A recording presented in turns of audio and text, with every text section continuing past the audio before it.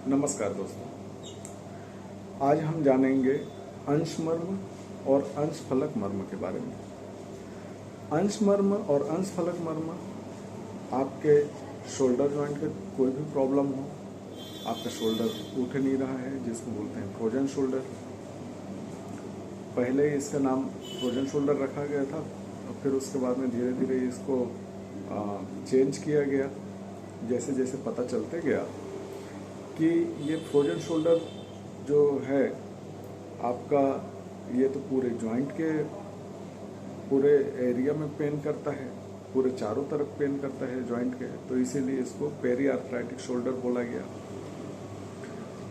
और फिर उसके बाद में धीरे से पता चला कि ये शुगर की वजह से खास करके इसमें कैप्सूल में प्रॉब्लम आती है, जिसके वजह से कैप्सूल क्या है, एडिशन फॉर्म कर जाता है। एडिशन फॉर्म करना मतलब कि वो पास आ जाती है जो जॉइंट है वो, तो उसके वजह से मूवमेंट नहीं हो पाता है, तो उसमें भी ये वर्क करता है। फिर कई लोगों को सर्वाइकल स्पॉन्डिलोसिस हो जाती है, तो सर्वाइकल स्पॉन्डिलोसिस में भी इसका बहुत अच्छा असर है। हाथ जिन लोगों का ढीला पड़ रहा है, हाथ जिन लोगों का काम नहीं कर रहा है, हाथ जिन लोगों का लूज पड़ते जा रहा है, हाथ में कहीं पे सुन्नपन आ रही है, तो ये अंश मर्म और अंश फलक मर्म ये दोनों को आप एक्टिवेट कर लेते हैं तो इससे आप निजात पा सकते हैं। ये अंश मर्म और अंश फलक मर्म पे यदि चोट पड़ती है तो लोगों का हाथ सुन्न हो सकता है, लोगों का हाथ ढीला पड़ सकता है, लोगों का फ्रोजन शोल्डर हो सकता है, सर्वाइकल स्पॉन्डिलोसिस हो सकता है, क्योंकि वहाँ से मांसपेशियाँ जो है ना वो जुड़ी रहती हैं, और मांसपेशियों में यदि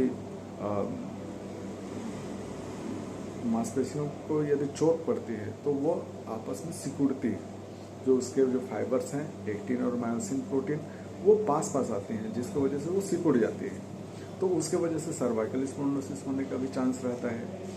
उसके वजह से आपका फ्रोजन शोल्डर होने का भी चांस रहता है, हाथ सुन्न पड़ने का चांस रहता है, हाथ ढीली पड़ जाती है, हाथ में कहीं कहीं पे सुन्नता आ जाती है, तो ये सभी चीज़ें होती हैं। तो हम अभी जानेंगे कि अंश मर्म को एक्टिवेट करने से पहले अंश मर्म की पहचान तो होनी चाहिए कि हमको कहाँ पे दबाना है। तो उसके लिए क्या करना पड़ेगा, आपको अपने हाथ को, जो आपका हाथ जैसे मान लीजिए इस साइड को आपको एक्टिवेट करना है, इस साइड का पता करना है कि मुझे वो जो मर्म पॉइंट है, अंश मर्म पॉइंट, वो कहाँ पे है।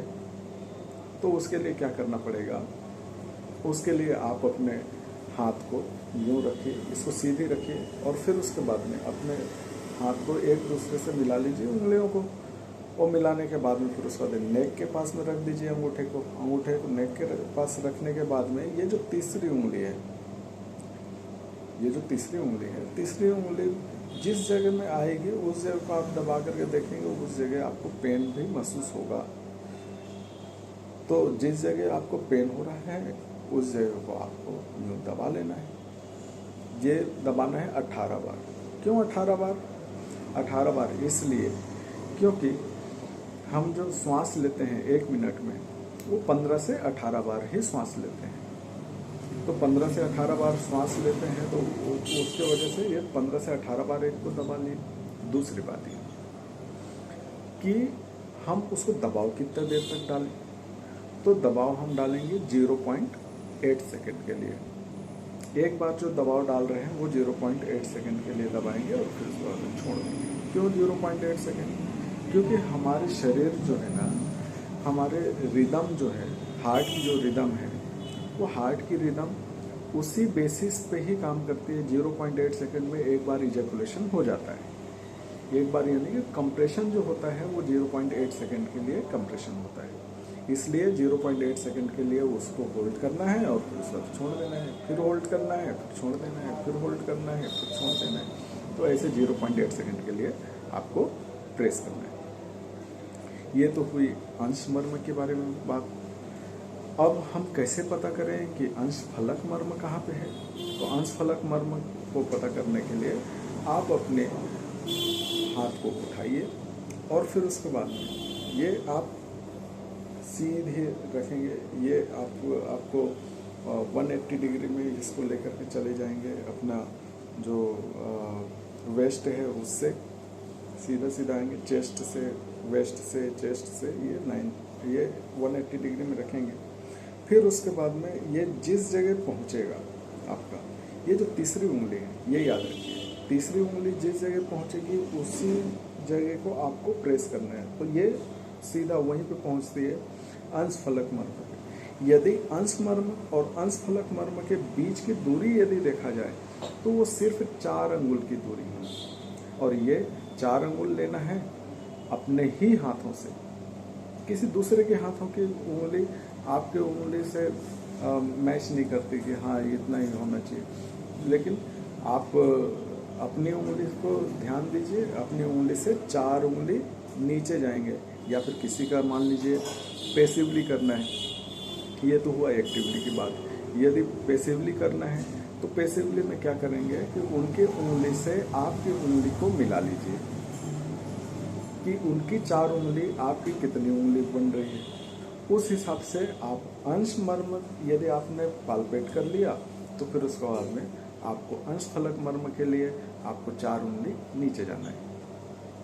और रीढ़ की हड्डी से यदि देखा जाए तो रीढ़ की हड्डी से आपको 4 उंगली बगल में, यानी कि यहाँ पे जो हम 4 उंगली जो ले रहे हैं वो ये जब नीचे जाएंगे अंश फलक मर्म को दबाने के लिए, तो रीढ़ की हड्डी का जो स्पाइनस प्रोसेस है उससे आपको 4 उंगली बगल में दबाना है।